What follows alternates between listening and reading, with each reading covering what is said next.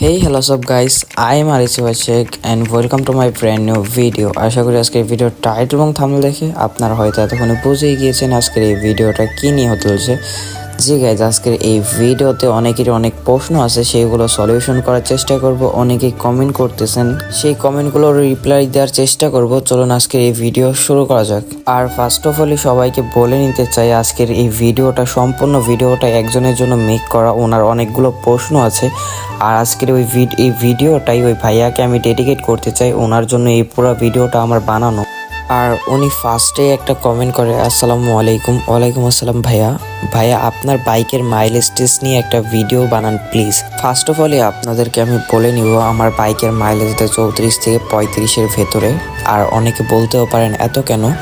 হ্যাঁ, আমার বাইকের সবসময় আমি সব কিছু মেনটেন করি। আমার বাইকের ভালো পাম্পে থেকে আমি তেল ভরি, এটাও একটা খুবই মাইলেজের একটা খুবই বড় একটা দিক। ভালো পাম্পে থেকে ভালো তেল ভরাটাও কিন্তু মাইলেজের দিকেই পড়ে। কারণ অনেক সময় দেখবেন আপনারা যে পাম্পে থেকে তেল ভরেন ওই পাম্পের তেল ভালো না, ওনারা 2 নাম্বারই করে।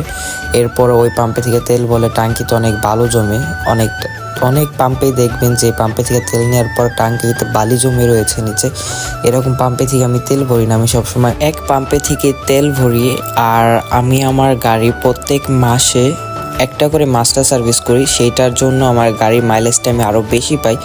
গাড়ি সবসময় সার্ভিস করায় তারপরে গাড়ি চালাবেন, গাড়ি মেনটেন করবেন। বাইকের যে মেনটেনেন্সের যে একটা দিক আছে সেইটা মেনটেন করবেন, গাড়িকে সবসময় সুন্দর রাখবেন, গাড়ির ইঞ্জিন সার্ভিস সব কিছু করাই রাখবেন। তাহলে হয়তো আপনাকে হয়তো মাইলেজ নিয়ে কোনো টেনশন করতে হবে না। 34-35ও কিন্তু জিপিএক্স ডেমন অনেক বড় একটা বিষয়। মাইলেজের জিপিএক্স ডেমনে কিন্তু আরও কম মাইলেজ দেয় আপনারা দেখবেন, কিন্তু নতুন কেনার সময় 40 থেকে 45-এর অ্যাভারেজ মাইলেজ দেয় আমি যতটুকু জানি। কিন্তু আমার বাইক প্রায় 1.5 বছরে প্লাস হয়ে গেছে, এখন আমি 34 থেকে 35-এর ভেতরে মাইলেজ পাচ্ছি, এটাই অনেক।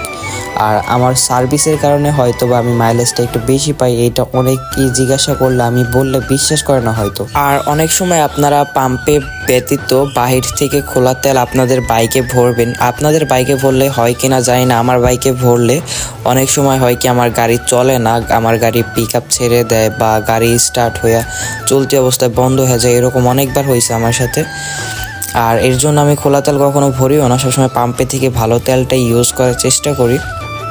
আর এতক্ষণে হয়তো আপনারা মাইলেজের যে বিষয়টা এটা হয়তো বুঝিয়ে গিয়েছেন।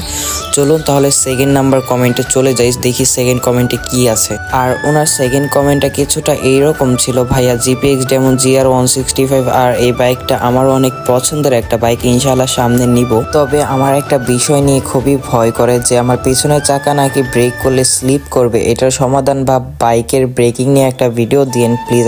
আশা করছি আপনি আপনার পায়ের এই দুইটি বিষয়ে সাহায্য করবেন। ভাইয়া ফার্স্ট অফ অল আপনাকে আমি ক্লিয়ার করতে চাই, আপনার বাইকে যদি এবিএস না থাকে, আপনার বাইকে এবিএস না থাকলে আপনি যখন পেছনের ব্রেকটা ফুল প্রেসারে চাপ দিয়ে ধরবেন সামনের ব্রেক ব্যতীত, তখন আপনার চাক্কাটা স্লিপ কাটবে। আপনি যদি আমার কথা বুঝতে না পারেন তাহলে আমি আপনাকে বলি শুনেন। আপনি রানিং অবস্থায় যাচ্ছেন কোথাও, আপনার সামনে একটা ভিড় পড়লো, ভিড় তো বোঝেনি যে ওই যে স্পিড ব্রেকারগুলো যেগুলো থাকে, ওই স্পিড ব্রেকারের সামনে গিয়ে আপনি যদি আপনার হাতের ব্রেক আর পায়ের ব্রেক মিলাইয়া না ধরেন, যদি শুধু পায়ের ব্রেকটা চাপ দিয়ে অনেক প্রেসারে ধরেন, তখন দেখবেন আপনার পিছের চাকাটা স্লিপ কাটবে। আর যদি এবিএস থাকে তাহলে এই সমস্যাটা হয় না। আর আপনি যদি দুইটা ব্রেকই মিলাইয়া ধরেন তাহলে আপনার ব্রেক কমফোর্টভাবে হবে। আমি সবসময় ধরি, আমি জানি। আমি মাঝে মাঝে ইচ্ছা করে আমার পিছের চাকা স্লিপ কাটাই।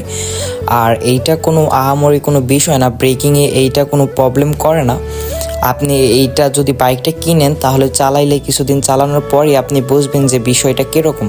আপনি যদি শুধু পায়ের ব্রেকটা অনেক প্রেসারে চাপ দিয়ে ধরেন তখনই আপনার পিছনের চাকাটা স্লিপ কাটবে, তাছাড়া কোনোভাবেই আপনার চাকা এইভাবে স্লিপ কাটবে না। এইটা অনেক খারাপ একটা আর কি ভুয়া কথা আপনি যেখান থেকেই শুনছেন। আর এবিএস থাকলে এই প্রবলেমটা হয় না। যদি আপনি এটা নিয়ে অনেক ভয় পান তাহলে আপনি জিপিএক্স ডেমনের এবিএস ভার্সনটা নিতে পারেন। আর আমারটা এবিএস না, সেজন্য আমি এটা আরও ভালো করে জানি যে এটা কিসের জন্য হয়। আর ভাইয়া এটা আহামরি কোনো একটা পিছনের চাকা স্লিপ কাটে না, যেইটুকুই স্লিপ করে আপনি যদি বাইকটা যদি এক্সপিরিয়েন্স থাকে আপনার আগে পরে রাইড করা, তাহলে আপনার এটা নিয়ে কোনো প্রবলেম হবে না। আপনি ওই স্লিপটুকু কন্ট্রোল করতে পারবেন। আমি সবসময় কন্ট্রোল করতে পারি। আর আমি মাঝে মাঝে তো বললামই, আমি ইচ্ছা করেও পিছনের চাকা স্লিপ কাটাই ভিটের সামনে গিয়ে, মানে স্পিড ব্রেকারের সামনে গিয়ে ইচ্ছা করেও স্লিপ কাটাই, বা অনেক সময় ইচ্ছা করে ব্রেক করে এইভাবে স্লিপ কাটাই। এটা আহামরি তেমন একটা কোনো কিছুই না।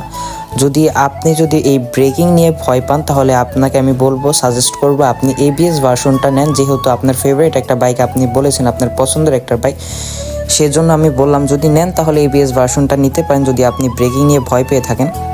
আর আশা করছি আজকের এই ভিডিওতে সম্পূর্ণ কিছুই ক্লিয়ার হয়ে গেছে। তাই আজকের এই ভিডিওটা আর বড় করবো না, পরবর্তী ভিডিওর জন্য অপেক্ষা করবেন। সে পর্যন্ত আমাদের সাথে থাকবেন। আল্লাহ হাফেজ গাইস, সি ইউ সুন।